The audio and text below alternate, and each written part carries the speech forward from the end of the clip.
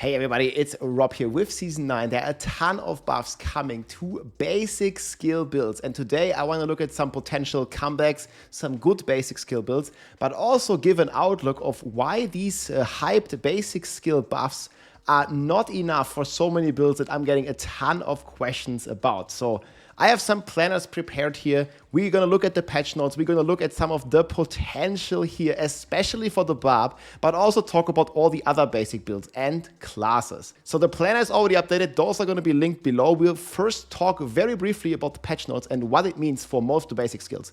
So here we have big buffs coming for Bash, triple damage for Bash. We have triple damage for Flay. We have buffs to Frenzy. We have buffs to Lunging Strike. And basically every single basic skill build gets a buff. It's not enough for many, but what is really cool on the Barb here is that the Barbarian in particular is getting another buff to basic skill builds with the hooves of the mountain gods. And I kind of wish that this would be a generic unique that can be used not only on the Barb, but it can be used on all the classes. However, right now, that's obviously not the case.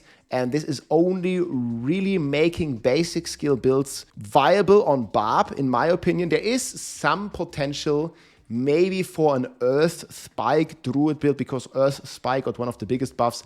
It also has like one of the potential like legendaries that supports and makes it AoE.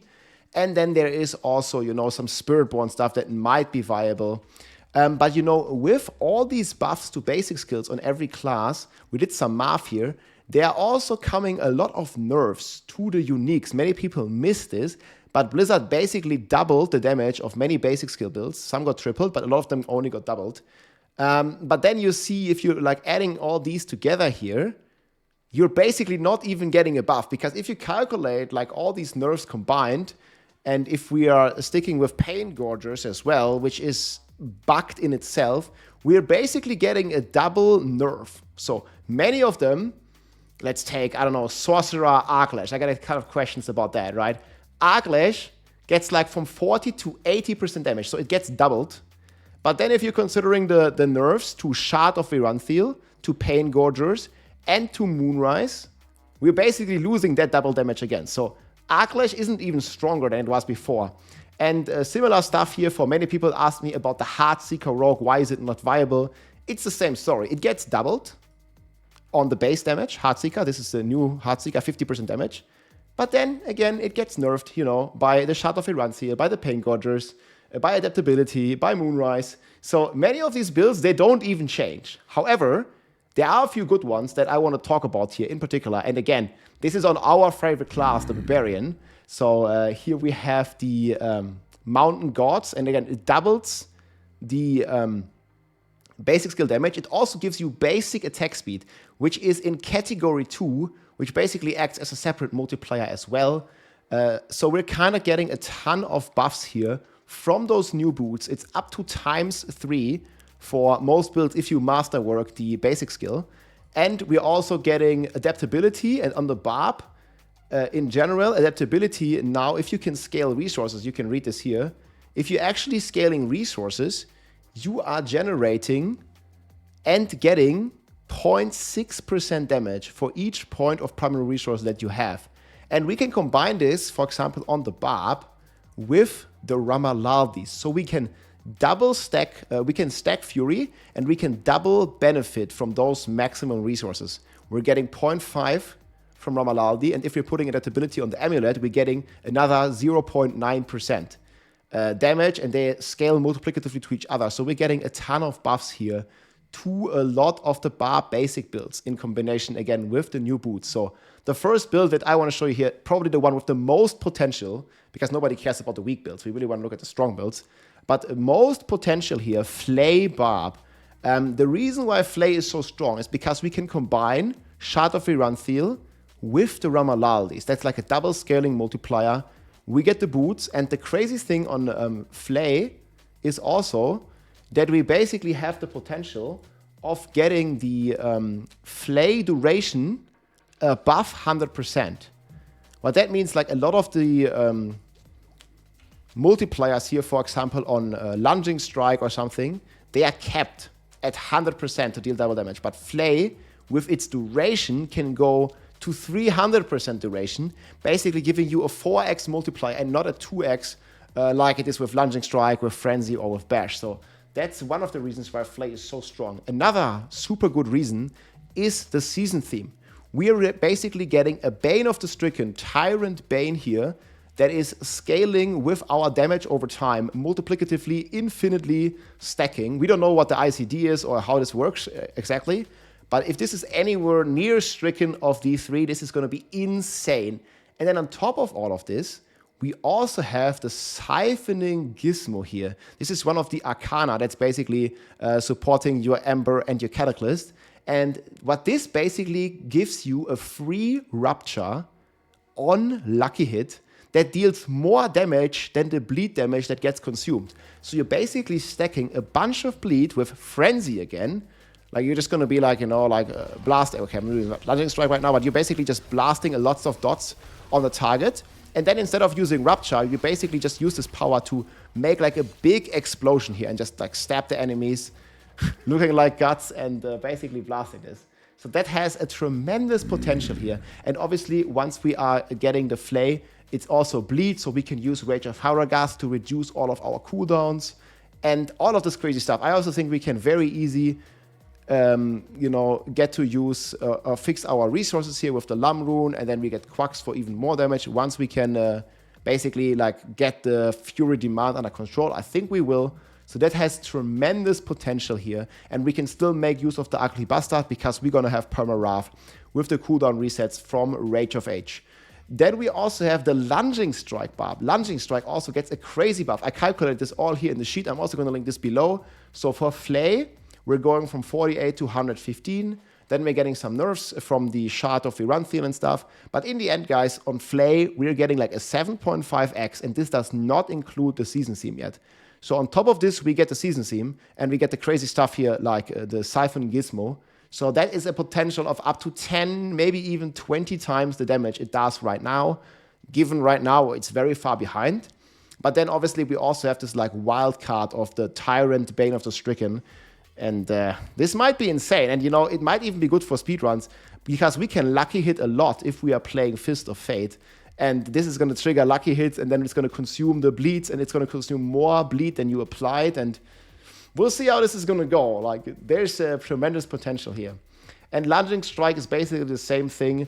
We have Lunging Strike, and we can basically like teleport to the enemy like this. So that's going to be pretty cool. And we can just go around and like teleport all the time. This is already going to be a very good leveling and speed farming build. And it also has some potential because Lunging Strike also has a rune here that applies bleed, and this one is also getting buffed on top of all the other buffs that we're already getting here for Lunging Strike. And this could be a very good speed farmer. We'll see. But again, it's going to be mostly single target, but there are some tricks basically to gain some AoE, and the biggest one here is obviously the Pain Gorgers, but also the Mountain God, which is going to give us AoE as well. But either way, we will see how the interaction with Pain Gorgers and the Mountain God is going to be. There might be some crazy stuff going on there. And on top of this, there used to be a lot of bugs with the Pain Gorgers. I'm hoping that these are going to be, fingers crossed, that these bugs are going to be fixed in the PTR, because there's many multipliers that don't work with Pain Gorgers. And this is one of the reasons, apart from Lucky Hit, that we're playing Fist of Fate here. Obviously, we might be playing Fist of Fate, or we might be playing the Pain Gorgers, depending on if some of the bugs are fixed. And we'll see. I think on a Flay, a higher chance to play Fist of Fate, and here a higher chance to play Pain Gorger. And then we'll see how it's going to scale with the AoE. So there is a lot of potential here. And obviously with Shard of Virunthiel in all of these builds, we make our Lunging Strike or our Flay into a spender, and then we can rock Starless Skies here. So this is just a ton of combination possibilities here. We also combine, for example, on Flay here, we can use the Element Brand here, also further based on Lucky Hit for even more infusions and damage. And then we have one of the craziest things here, the Bloody Charm, basically allowing us to execute everything that is not a boss and getting even more cooldown reduction here. You see, if we're combining this with the Celestial Surge, again, the planner is below, guys. Check it out in the description. And reduce our cooldowns by 2 seconds whenever we do execute an enemy. So I think we're going to trigger this a lot. We have crazy attack speed breakpoints on both Flay and on Lunging Strike, and because we get all this category 2 attack speed from the Hooves and from the Shard of Virenthil.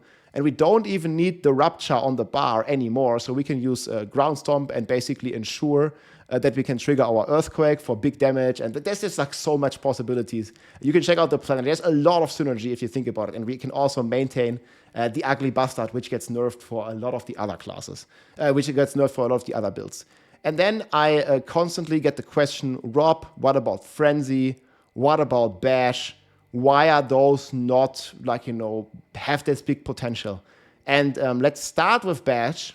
So the main problem with Bash, also if you're going in-game, Bash requires, and you can see this here, it requires a bludgeoning weapon. And the big problem is that neither Shard of Virenthil nor the Ramalaldi Magnum Opus are bludgeoning weapons. So we already basically guaranteed to lose one of these big multipliers. Like this is a 2.5x, and Ramalaldi is like a triple X, again, scaling with adaptability now, and scaling with max fury. So we're gonna lose like a double, triple damage here already, and we're not really gonna get much to compensate for that. So we need to use a one-hand mace, so we can't use both of these uniques on Bash. And again, Bash relies usually a lot, you know, on overpowers, and we don't really have, you know, good ways to overpower with Bash, and we also gonna get a big overpower nerf, as you guys know. So I think Bash is like, due to that, it's like kind of not that big potential. I'm definitely gonna play Flay and then Lunging Strike on the PTR, and then maybe we'll try some Bash if we have time. And same goes for Frenzy, guys. Frenzy is just the worst DPS. As you can see, it's only 70% weapon damage. And it's also that on Frenzy, people always get hyped for some reason about Frenzy, but Frenzy is set up in a way in Diablo 4 right now where it's basically a support skill. Frenzy itself, and especially Battle Trance here, it's only buffing other skills that are not Frenzy. You see here, increases Frenzy's max stacks, while at max stacks you deal damage, and other skills gain bonuses, not Frenzy itself. So Frenzy itself is not designed to be a DPS build, and I don't think Frenzy has any potential whatsoever. I hope I'm wrong, but, you know, I mean, it's like pretty straightforward on Frenzy, unfortunately. So I don't think Frenzy is ever going to be a build within its current state. I really hope that they do changes. I think the Battle Trance is one of the worst uniques in the entire game. And I already suggested quite some stuff to the devs to rework this. We'll see. We'll see. But I don't like the principle where the Frenzy is only used to buff other skills. I want to see a cool... People want to see like a iconic, cool Frenzy build. But that's not happening yet. And then, guys, we are looking here at the Earth Spike Druid. This might have some potential because like there is a big buff coming here from 19 to 90% on the Earth Spikes. So this is like a big buff here. You see from 19 to 90. On top of this, they are buffing the Abundance here, going even more Spirit per generation. But overall, I think if you consider the nerfs that you're also going to get from adaptability, Moonrise and other stuff, like it's barely a triple buff. And, you know, 3 times 0, unfortunately, is still 0. But there is a planner here. There might be some potential because at least Earthspike has a multiplier here that makes the Earthspike AoE already. And then we'll have to see how the interaction is maybe with Fist of Fate or Pain Gorgers. Like, we'll just have to test some stuff. And we'll see what's going to happen with that. And then another class here that has some potential maybe is the Thorns Spiritborn with the new Pantalones.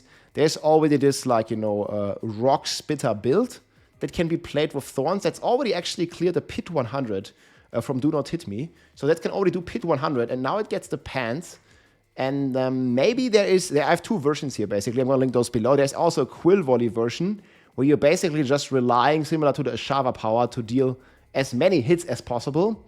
But however, this can also be done with a generator and with Sepan Sontag, and we'll have to see. Like, there is definitely some potential here with these new pens and maybe even for basic skill builds. But then it's basically going to be a Thorns build here. And I mean, we can quickly talk about all the other classes, like Necromancer. Never really had any basic skill builds. And again, everything that's just a double damage buff is basically not a buff, guys, because you're losing double damage from the supporting aspects. So all of this you can pretty much forget. On Rogue, yeah, we already talked about Heartseeker, double buff, but then double nerf on the aspects. That is also, and this is one of the reasons, guys, why we have the PTR, but also why people are a bit frustrated. There's like a big hype, like all these basic skill builds are going to be amazing. People see like triple damage, double damage. But then, you know, you need to read the full story, and then you see all the nerfs to the supporting uniques. So we'll see. I'm cautiously optimistic, at least about Barb, because Barb is cool, and we have this Mountain God, and it's Boots. Boots as double plus AoE damage has a lot of potential. But we'll see what's going to happen with this. Hopefully, this Siphoning Gizmo is strong, and also the Tyrant Bane of the Stricken is strong. Then we're going to definitely have a viable Flay build. Like, if these are remotely good, I think we at least have an A tier build, potentially even S tier. Especially this mechanic I really like, basically replacing Rupture and making like Rupture possible on all the other classes. You know, you could do this with burn damage and then Rupture that burn damage with the Siphon Gizmo, consuming the dot and dealing more damage than you already basically applied on Lucky Hit. And then Sorcerer can also have a ton of Lucky Hits. The only problem on Sorcerer, the Firebolt, I believe, got buffed. Double damage as well, but double nerf. And then on top of this, the Combustion got nerfed. So that's just very unfortunately that the Combustion key passive here got nuked this hard. So it goes from 10,000% to 100%. So yeah, unlucky for the Sorks again. But Sorcerer has the Hydra, guys. Potentially, you know, one of the coolest builds of the entire game. So Sorcerer definitely has some potential. I just don't think for the basic skill builds. But I'm definitely looking forward to, I already made a video about this, for the Hydra Sorcerer here, eating good. And there's also some burn damage here that you can use for Siphoning Gizmo. So we'll see what's going to happen with that. I'm sure excited, guys, but I still like Flay Barb, Lunging Strike, Leveling, Log In. It's going to be fun for sure, my friends. Hope you enjoyed the video. Take it easy. Again, PTR starts here on Tuesday, so very soon, TM. And we're going to jump in, test all this. Plan us below. Take it easy, my friends. GG. If you liked this video, make sure to subscribe, leave a like or a comment. I'm also live on Twitch almost every day, so come and say hi.